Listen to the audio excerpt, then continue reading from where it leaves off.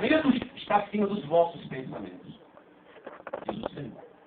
Então, eu tenho que aplicar o princípio de arrependimento, não só para passar pela porta do reino dos céus, mas eu tenho que aplicar o princípio do arrependimento durante toda a trajetória do caminho das salvações. Estão entendendo? Digam amém. Amém.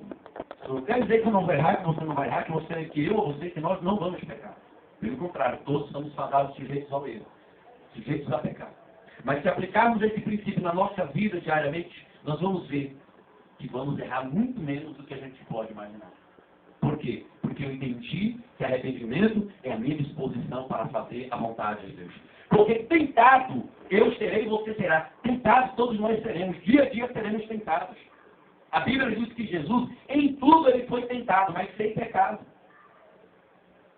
Então deixa eu te explicar uma coisa. Ser tentado, mesmo durante a trajetória do caminho, ser tentado não é pecado. Pecado é cair em tentação. Jesus foi tentado. Ele era o caminho, estava no caminho, era o caminho. Ele foi tentado, mas ele não pecou. Por isso Jesus fez uma observação. A carne é fraca, sim, mas o espírito é forte. E o que fortalece, pastor, o espírito? O que fortalece a minha vida? Ele disse, orai e vigiai. O segredo do fortalecimento está na oração, está na palavra, na presença de Deus, na vigilância. Orai e vigiai para que não entreis em tentação. Ore e vigie, fique atento. E tenha no seu coração o princípio do arrependimento, a disposição, vou fazer a vontade de Deus. Porque se fizermos tudo que dá na telha, que dá na cabeça, se fizermos a vontade da carne, não vamos permanecer jamais no caminho. Daqui a 5, 10, 15 anos, a gente ainda está desviado do Evangelho. Daqui a um ano, não, pastor, está desviado. Ou você precisa ver como é que está a vida dele agora. Porque não aplicou o princípio da palavra de Deus na vida dele. A casa edificada sobre a rocha é aquele que ouve a palavra de Deus e faz o quê? Obedece. E pratica, obedece. Ouviu, entendeu, praticou, casa sobre a rocha. Ouviu, entendeu, não praticou, é a casa sobre a areia. Então essa é a razão que muitos se desviam, saem dos caminhos do Senhor, que onde espiritualmente a casa cai. Cai porque não estava edificada sobre a rocha. O seu arrependimento, então, você pode caracterizar como um reconhecimento, que você reconhece que é um pecado. Sim. Durante todo o caminho, o pecado virá ao seu encontro. Você reconhece que é um pecado, você não pode praticar porque você foi batizado sem arrepender dos seus pecados. Você nasceu de novo e você está no caminho da vida. Você está indo para o céu. Você está indo para o céu. Então, você tem que mentalizar isso. Você tem que se armar com este pensamento, como disse o apóstolo Pedro. Armai-vos com este pensamento. Então, vou usar a linguagem do apóstolo Pedro. Arme-se com este pensamento. Você está no caminho do reino dos céus. Se você está nesse caminho, querido, toda forma de tentação e de pecado que vir ao teu encontro, por mais prazeroso que o pecado pareça ser, e eu sempre digo, o pecado carnalmente, em si mesmo, sempre foi prazeroso. Se não o fosse, muitas pessoas não pecavam, mas pecam porque é prazeroso. Porque oferece alguma forma de prazer, de satisfação temporária, momentânea.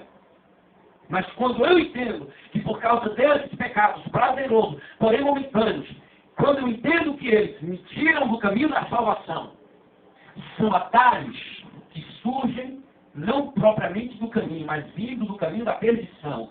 E quando eu entendo que esses atalhos procuram me tirar da salvação, então eu vou fechando as brechas, dizendo não ao pecado, não ao diabo, prosseguindo no caminho da salvação que há em Cristo Jesus. Amém? É fácil? É fácil? Não. Ele disse, é apertado e difícil. Está Mateus 7, 13 e 14. Apertado é o caminho que conduz para a vida.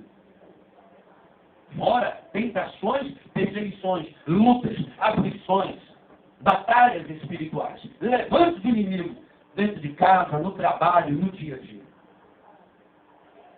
Porque o inimigo vai querer fazer de tudo mesmo para te tirar do caminho. Alguém recentemente teria comentado que uma pessoa disse exatamente o seguinte: Sabe por que eu não vou para o caminho, por assim dizer, o caminho da salvação, para a igreja, né? Fala igreja, mas não é igreja, é o caminho da salvação. Sabe por que eu não vou? Porque parece que quando eu vou, a coisa fica mais difícil na minha vida.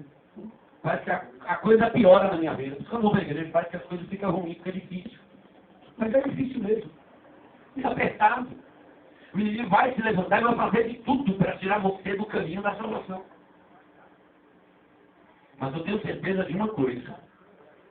Que lá na porta, aquele que em nós começou a boa obra é fiel para nos conduzir nesse caminho e nos levar a salvos para o Senhor. Aleluia. Graças a Deus, porque nesse trajeto, nessa experiência, no trajeto do caminho do rei, nem eu nem você, nós não estamos só. Ele disse, não vos deixarei, nem te desampararei, diz o Senhor. Você não vai estar sozinho, nós não estamos sozinhos no caminho. Agora vamos entender na prática aqui o que faz o caminho ser apertado, o que faz o caminho ser difícil. Vamos entender então, definindo, de maneira bem definida, pastor, o que é o caminho? O que é o caminho, pastor? O que é o caminho da retidão? Deixa eu te explicar rapidamente, que você vai entender agora com uma clareza